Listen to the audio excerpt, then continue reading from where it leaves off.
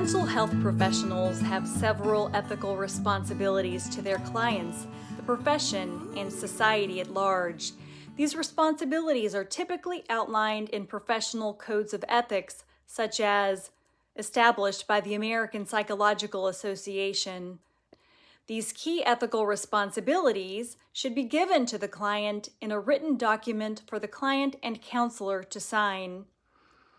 The counselor should also discuss these ethical responsibilities with the client during their first session.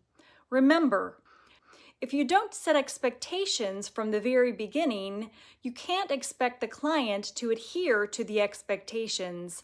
This is a good rule of thumb for any relational situation. For this video, the following topics will be discussed: competency, confidentiality, informed consent, non-discrimination, and Part 1 of boundary setting, which includes transference and counter-transference. Competence. Mental health professionals must maintain a high level of competence in their practice and only work within the scope of their training and expertise. This includes staying up to date with the developments in their career field and seeking supervision or consultation when necessary. Confidentiality. To protect the client, mental health professionals have a duty to maintain the confidentiality of their client's information. They should only disclose information with the client's informed consent or when mandated by law. Informed consent. Before a client begins therapy, mental health professionals must ensure that clients have a clear understanding of the counseling process, including goals, risks, and benefits. Clients should be informed of their rights and the limits of confidentiality. Non-discrimination.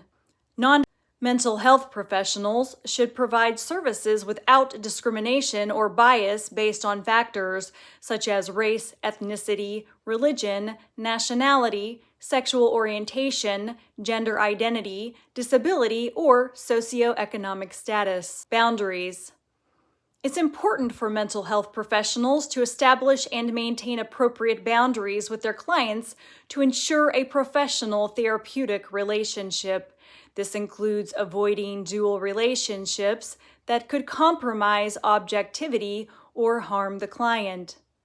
Counselors must help clients be aware of transference and counter-transference. Transference is when the client projects feelings and unresolved issues onto the counselor. These feelings can be positive or negative. These feelings can occur when a client experiences an emotional attachment to the counselor. Emotional attachment can occur if the client perceives the counselor as an archetype, such as a friend, a romantic interest, or a paternal figure. For example, if a male adolescent client who experienced neglect by his mother says to his female counselor, "You remind me of my mother," then this could be an indicator of a potential impediment to productivity in the client-counselor relationship if the client is unable to differentiate between his mother and the professional relationship with his counselor. In this case, if continued disruption occurs as the result of transference, it may be best for the counselor to consider referring the client to a counselor who does not create repetitive and disruptive emotional triggers. Conversely, counselors can also experience projection, which is called countertransference. Countertransference refers to the emotional reactions and responses that a therapist has towards their client, often influenced by the therapist's own past experiences and unresolved issues. It is important for counselors to remember that clients can never become friends or lovers. The counselor-client relationship is a safe and professional space for clients to heal from trauma and to discover workable solutions for their problems. Becoming a friend or lover to a client disrupts this safe space and destroys the integrity of the professional relationship.